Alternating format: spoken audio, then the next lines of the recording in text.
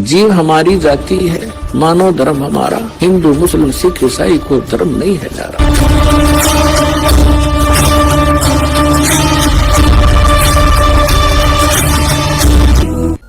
जब बर में द्वार को पार करके सचखंड सतलोक में प्रवेश किया,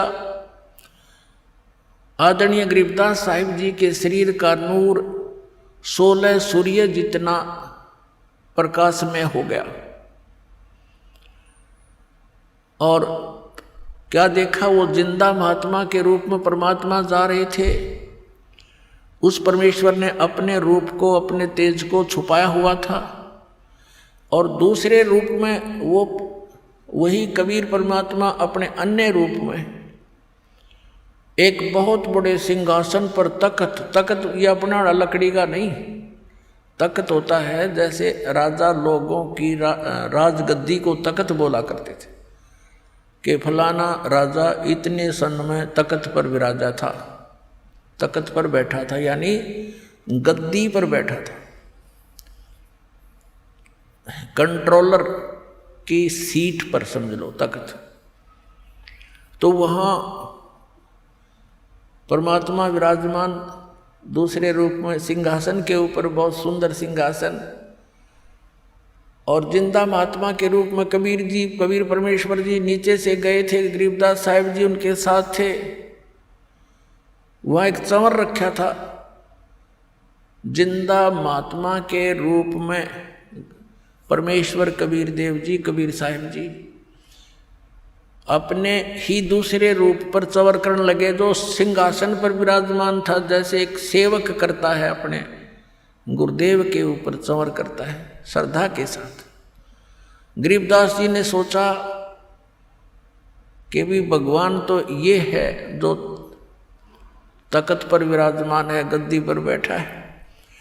उस परमात्मा के एक रोमकूप में करोड़ सूर्य मिला दे, करोड़ चंद्रमा, इतना नूर था एक रोम का। एक रोमकूप कहो चाहे एक बाल कहो, रोमकूप समझो। रोमकूप का अर्थ है जो रोम का छिद्र, बाल का छिद्र।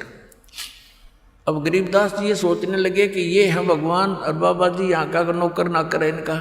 जो जिंदा महात्मा के रूप में भगवान गए थे नीचे से ऊपर, उसी समय वो तेजो में शरीर खड़ा हुआ। तेजो में शरीर वाले प्रभु खड़े हुए और जिंदा महात्मा का रूप उस पर विराजमान हुआ, अनंत ब्रह्मांड के कंट्रोलर के सिंहासन पर।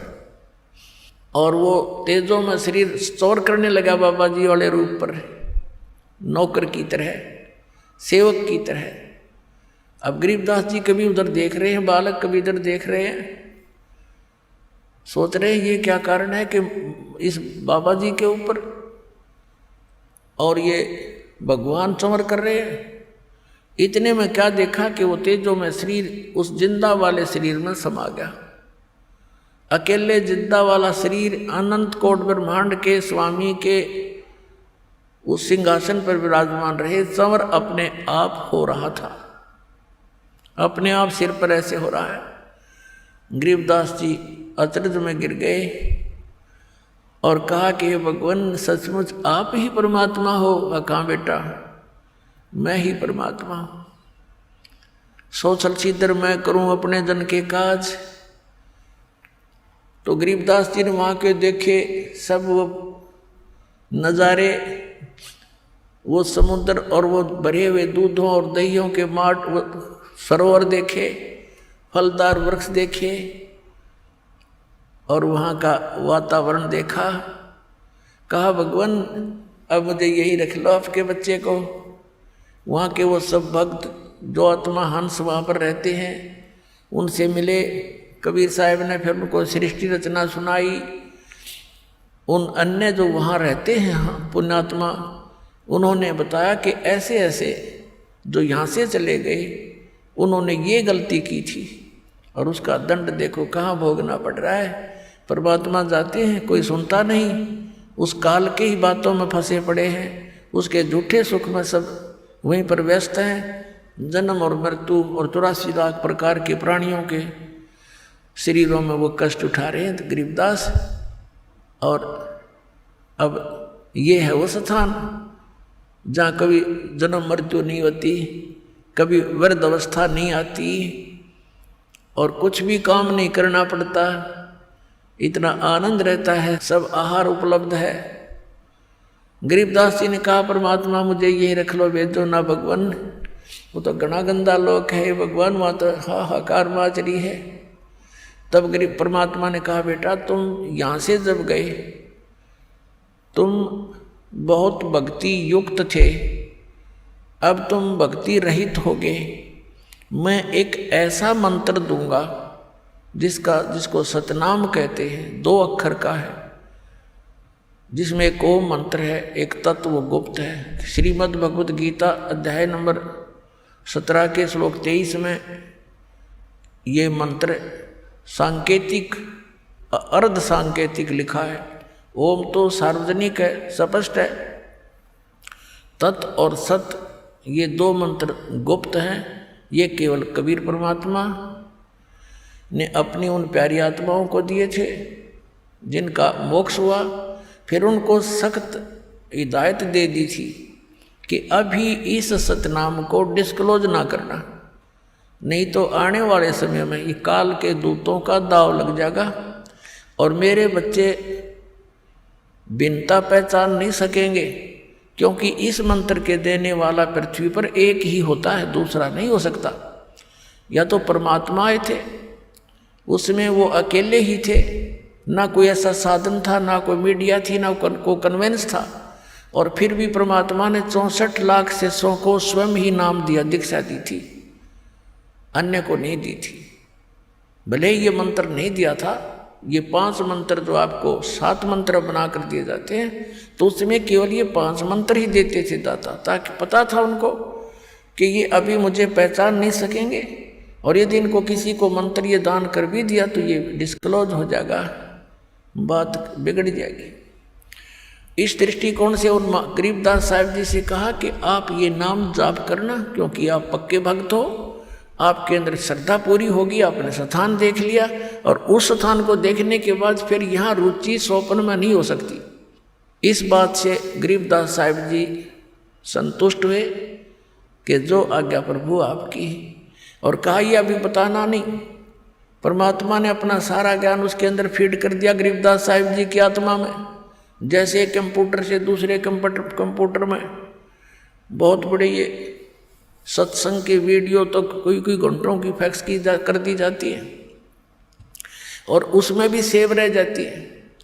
ऐसे परमात्मा ने वो ज्ञान, तत्व ज्ञान, जो कबीर पंथ में घुसे हुए कबीर पंथी नकली संतों ने, काल के दूतों ने कुछ खराब शराब कर दी थी, सच्चिदानंद घन ब्रह्म की वाणी, कबीर वाणी, अपने हिसाब से उनके अनर्थ कर डाले थे। उसकी पूर्ति के लिए आदरणीय गरीबदास साहिब जी के अंदर वो पुनः ज्ञान उसके अंदर फीड किया था और फिर उसको सार्वजनिक करवाया था। अपने आत्माओं, गरीबदास साहिब जी की वाणी में परमात्मा ने ऐसा मिश्रण करवा दिया कि न तो गरीबदास के पंथ के समझ सके उसको, और उस मिश्रण के बिना वो वाणी सुरक्षित नहीं रह सके थी। कहीं पर तो गरीबदास जी ने राम और कृष्ण की महिमा सुना दी ताकि ये भोली आत्मा राम और कृष्ण पर आरूढ़ हैं, इसी आधार से इस वाणी को सुरक्षित रखें। यदि ये एकली कुनीन डाल देते तो कोई नहीं ग्रहण करता। तो जिस कारण से गरीबदास पंथ के पंथियों ने गरीबदास साहिब जी को विष्णु जी का अवतार मान लिया, उस ज्ञान को ना समझकर उनकी वाणी से अपरिचित जितने भी गरीबदास जी के जो संत बने हुए हैं या उनके पंथी हैं, अनुयायी हैं, गरीबदासी कहलाते हैं, एक मेरे पूज्य गुरुदेव जी को छोड़कर उस पूरे गरीबदास पंथ में किसी के पास ये मार्ग नहीं। और ये परमात्मा ने एक सुनियोजित तरीके से यहाँ तक पहुँचाया। हमारे जो गरीबदास जी के बाद सीधे जो शिष्य बने उनके शीतल दास जी थे, गाँव बराना के अंदर उनका आज भी आश्रम है छोटा सा। उनको गरीबदास जी ने विशेष हिदायत दे दी थी कि ये मंत्र तू जाप कर, केवल एक सुयोग शिष्य जिसको मैं संकेत दूंगा उसको बताना। तो गरीबदास जी ने स्वप्न में उनको संकेत दिया और दूसरा उनका जो शिष्य अधिकारी था उसको बताया कि इसको देना और उसको यही बोल देना कि और किसी को नहीं बताएगा। ऐसे ही चलते चलते मेरे पूज्य गुरुदेव जी के पास ये केवल इस गरीबदास पंथ से एक ही कड़ी आई है, ये सत्कर मान लेना। और उन्होंने इस दास को फिर ये भेद दिया, ये ज्ञान दिया।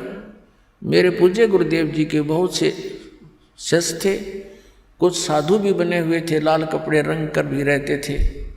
उनको भी आदेश नहीं दिया नाम देने का, केवल इस दास को, दास तो एक सर्विस करता था, यही था मैं इस हरियाणा के अंदर इस नहर महकमे के अंदर।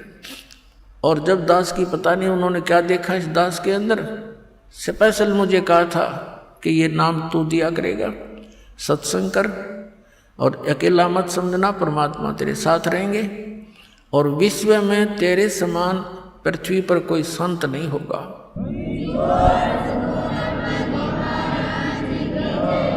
उस समय मेरे पूज्य गुरुदेव जी की आयु लगभग 105 वर्ष की थी और कहते हैं साध वचन पलटे नहीं, चाहे पलट जावा ब्रह्मांड। तो पुण्यात्माओं, ऐसे इस अनमोल ज्ञान को सुरक्षित रखा गया था। तो गरीबदास साहब जी को कहा था बेटा आप जाइए और प्रचार कीजिए मेरी वाणी का, और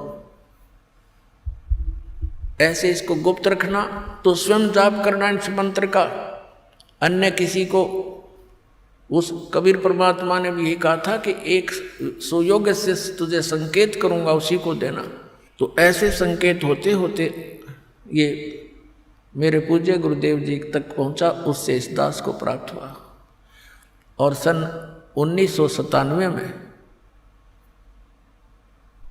मार्च के अंदर फाल्गुन सुदी एकम को परमात्मा ने इस दास को कुछ समय के लिए दर्श दिए और कहा कि अब इस सतनाम और सारनाम को कर दे सार्वजनिक, समय आ गया बेटा। सुना तो